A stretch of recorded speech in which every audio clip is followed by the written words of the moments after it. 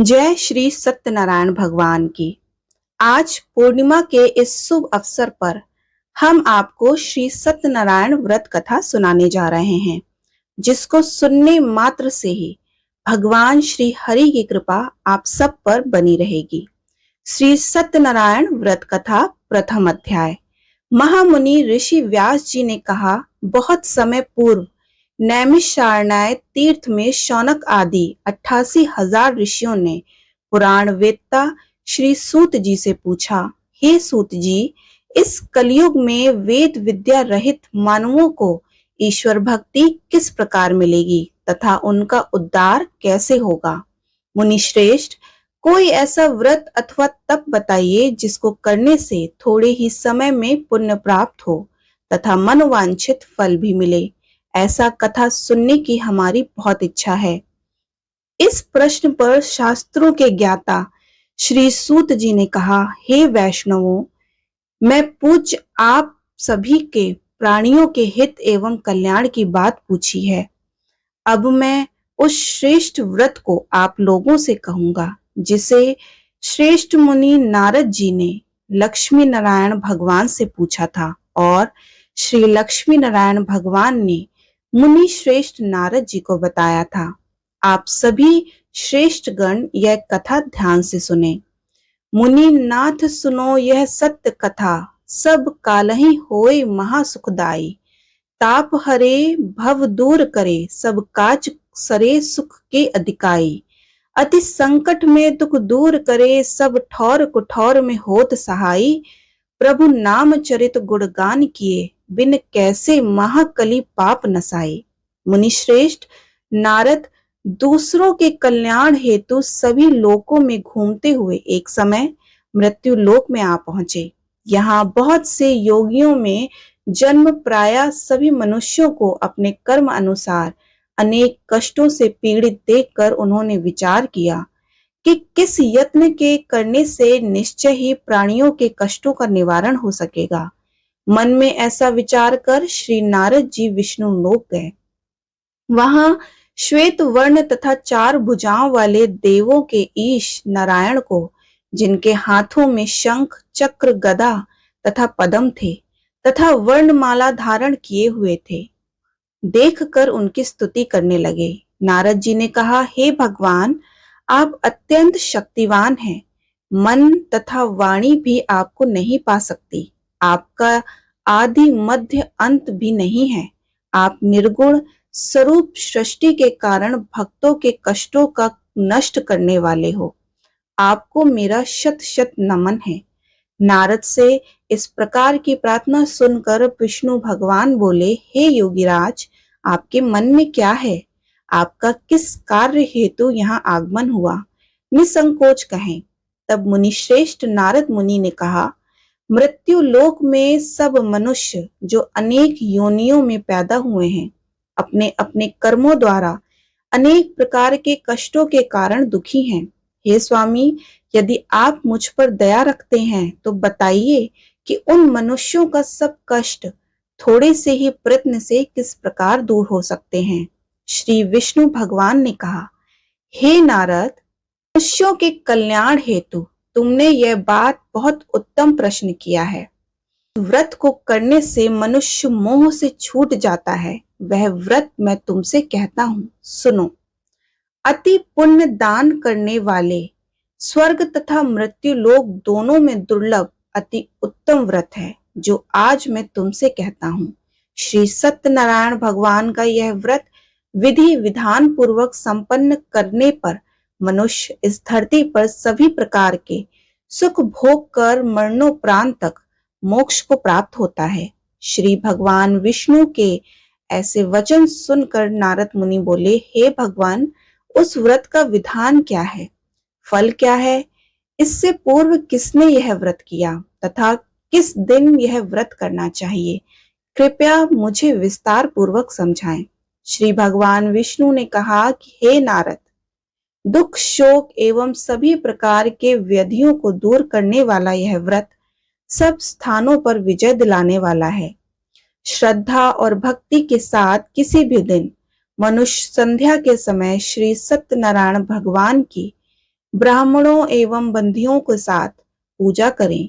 भक्ति भाव से नैवेद्य केले का फल, घी, शहद, शक्कर अथवा गुड़, दूध तथा गेहूं का आटा, सवाय लेवे, इन सभी के भक्ति भाव से भगवान श्री सत्यनारायण को अर्पण करें।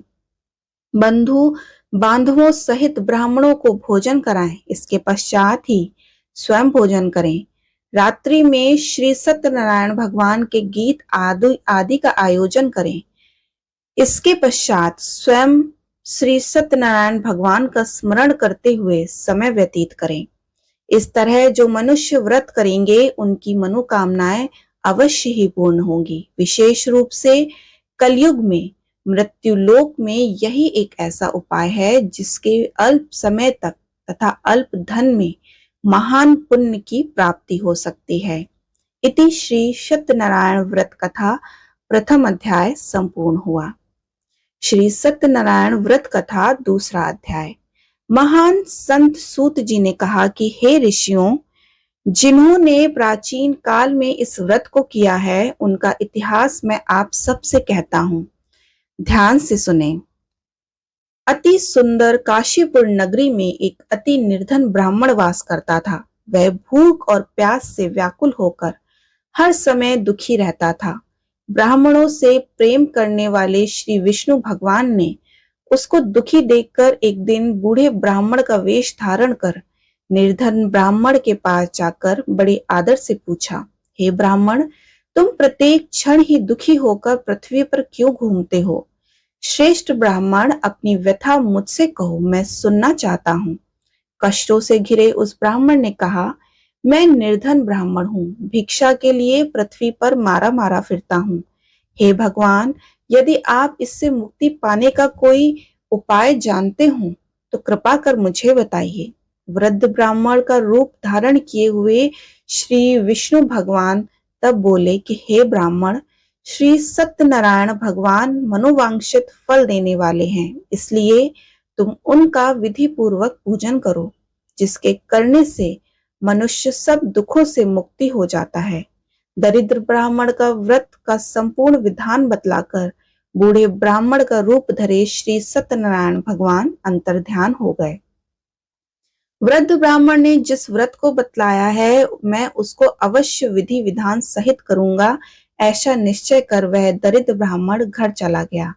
परंतु उस रात ब्राह्मण को नींद नहीं आई। अगले दिन वह जल्दी उठा तथा श्री सत्यनारायण भगवान का व्रत करने का निश्चय किया कर भिक्षा मांगने के लिए चल दिया। उस दिन उसको भिक्षा में अधिक धन मिला, जिससे उसने पूजा का सभी सामान खरीदा तथा घर आकर अपने बंधु बांधवों के साथ विधिवत पूर्वक भगवान श्री सत्यनारायण का व्रत किया। इसके करने से वह निर्धन ब्राह्मण सब कष्टों से छूटकर अति धनवान हो गया। उस समय से वह ब्राह्मण प्रत्येक महाव्रत करने लगा। सत्यनारायण भगवान के व्रत को जो शास्त्र विधि के अनुसार श्रद्धा पूर्वक करेगा वह सब कष्टों से छूटकर मोक्ष प्राप्त करेगा। जो भी मनुष्य श्री सत्यनारायण भगवान का व्रत करेगा वह सब कष्टों को छूट जाएगा। इस प्रकार नारद जी से सत्यनारायण भगवान का कहा हुआ यह व्रत मैंने तुमसे कहा। हे श्रेष्ठ ब्राह्मणों, अब आप और क्या सुनना चाहते हैं मुझसे कहें। तब ऋषियों ने कहा, हे मुनीश्वर, संसार में इस विप्र से सुनकर किस किस ने इस व्रत को किया है, हम सब सुनना चाहते हैं।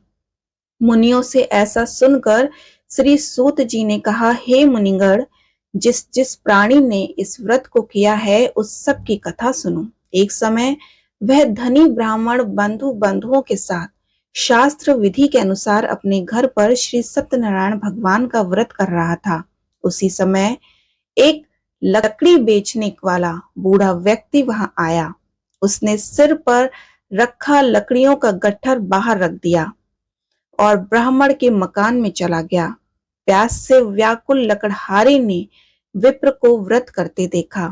वह प्यास को भूल गया। उसने विप्र का अभिनंदन किया और पूछा, हे ब्राह्मण, आप यह किसका पूजन कर रहे हैं? इस व्रत को करने से क्या फल मिलता है? कृपया कर मुझे बताएं। तब उस ब्राह्मण ने कहा कि सब इच्छाओं को पूर्ण करने वाला यह श्री सत्यनारायण भगवान का व्रत है। इनकी ही कृपा से मेरे यहाँ धन एवं ऐश्वर्य का आगमन हुआ है। ब्राह्मण से इस व्रत के विषय में ज्ञात कर वह लकड़हारा अत्यंत प्रसन्न हुआ। भगवान का चरणामृत लेकर भोजन करने के पश्चात वह अपने घर को चला गया तथा अगले ही दिन लकड़हारे ने अपने मन में संकल्प किया कि आज गांव में लकड़ी बेचने से जो धन मिलेगा उसी से भगवान सत्यनारायण का श्रेष्ठ व्रत करूंगा। मन में ऐसा विचार कर लकड़हारा लकड़ियों का गट्ठर अपने सर पर रखकर जिस नगर में धनवान लोग रहते थे ऐसे सुंदर नगर में गया।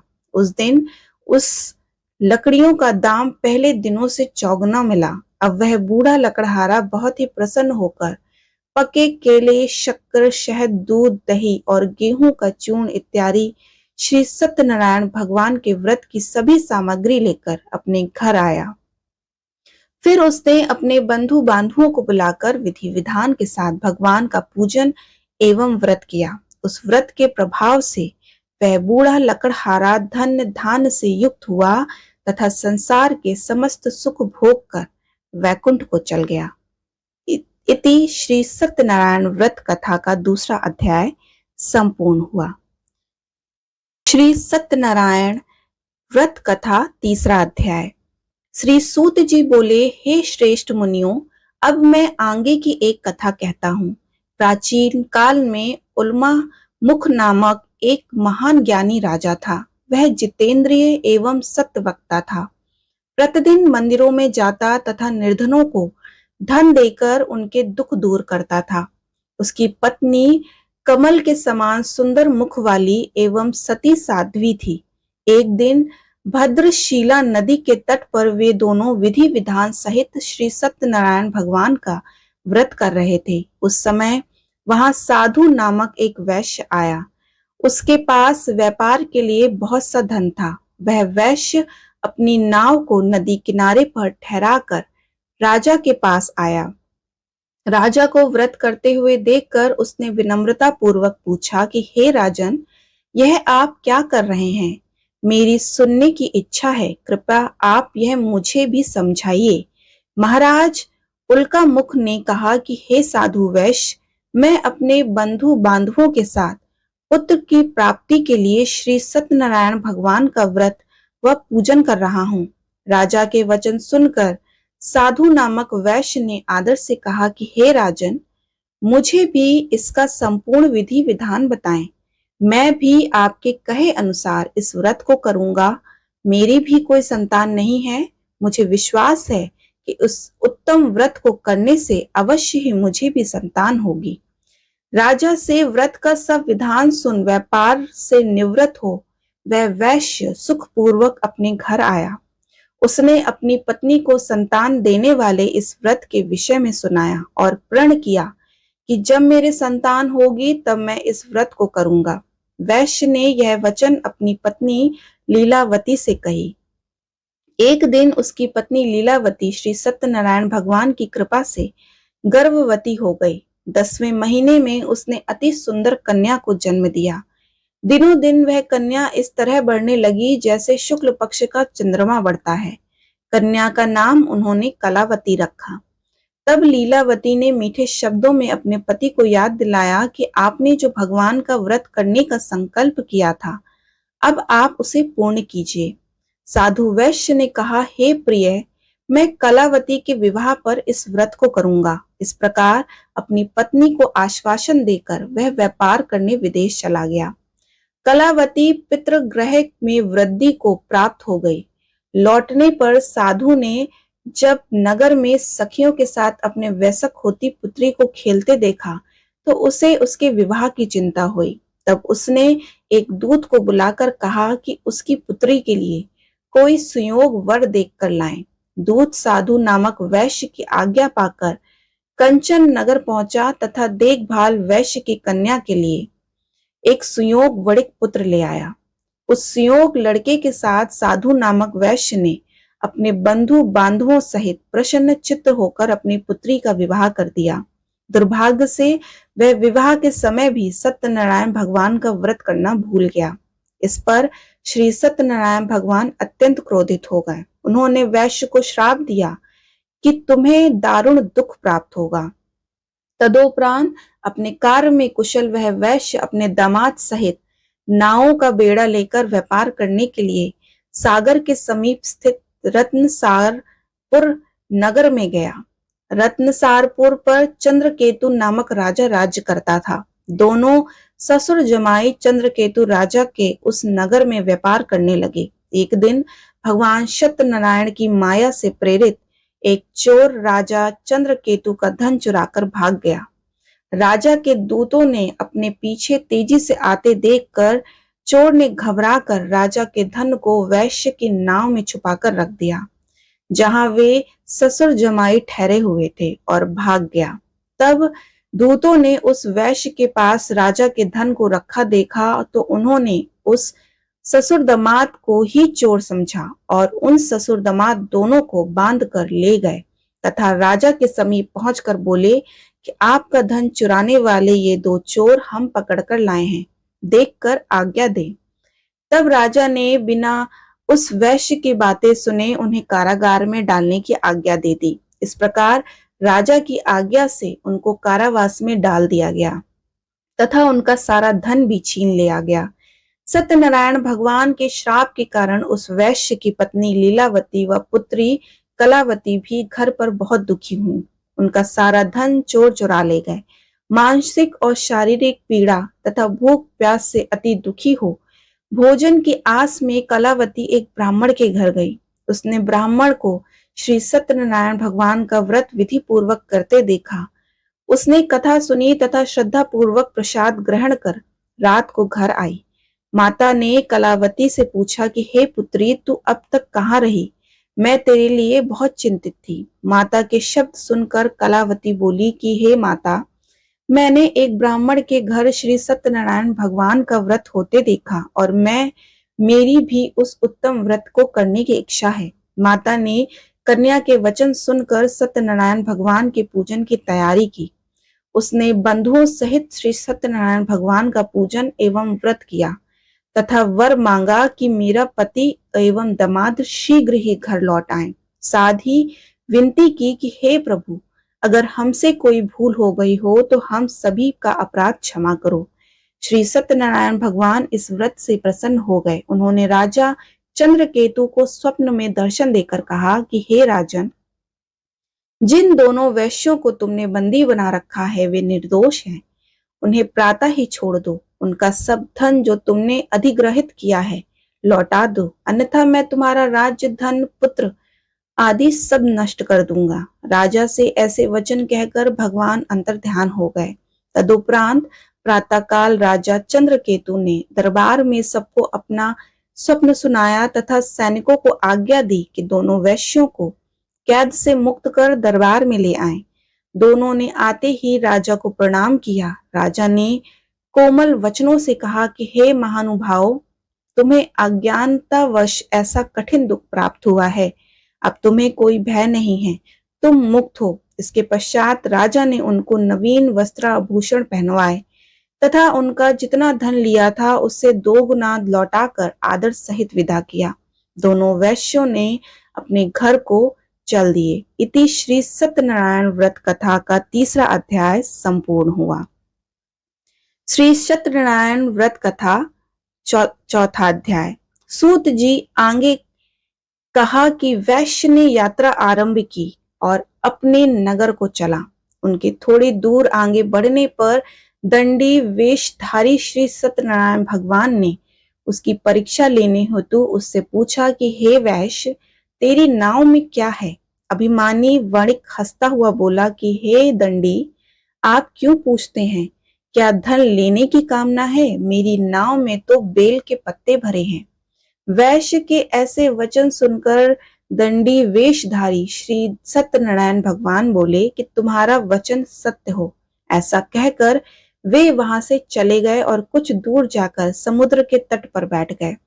दंडी महाराज के जाने के पश्चात वैश्य ने नित्य क्रिया से निवृत्त होने के उपरांत नाव को ऊंची उठी देखकर अचंभा किया तथा नाव में बेल पत्ते आदि देखकर मूर्छित हो भूमि पर गिर पड़ा। मूर्छा खुलने पर अति शोक करने लगा। तब उसके दामाद ने कहा, आप शोक ना करें, यह दंडी महाराज का श्राप है, अतः हमें उनकी शरण में चलना चाहिए, वही हमारे दुखों का अंत करेंगे। दामाद के वचन सुनकर वह वैश्य दंडी भगवान के पास पहुंचा और अत्यंत भक्तिभाव से पश्चाताप करते हुए बोला, मैंने जो आपसे असत्य वचन कहे थे उनके लिए मुझे क्षमा करें। ऐसा कह के वह शोकातुर हो रोने लगा।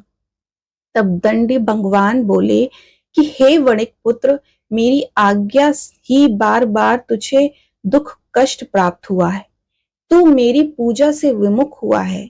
तब उस वैश्य ने कहा कि हे भगवान, आपकी माया को ब्रह्मा आदि देवता भी नहीं जान पाते, तब मैं मूर्ख भला कैसे जान सकता हूँ। आप प्रसन्न होइए, मैं अपनी क्षमता अनुसार आपकी पूजा करूंगा।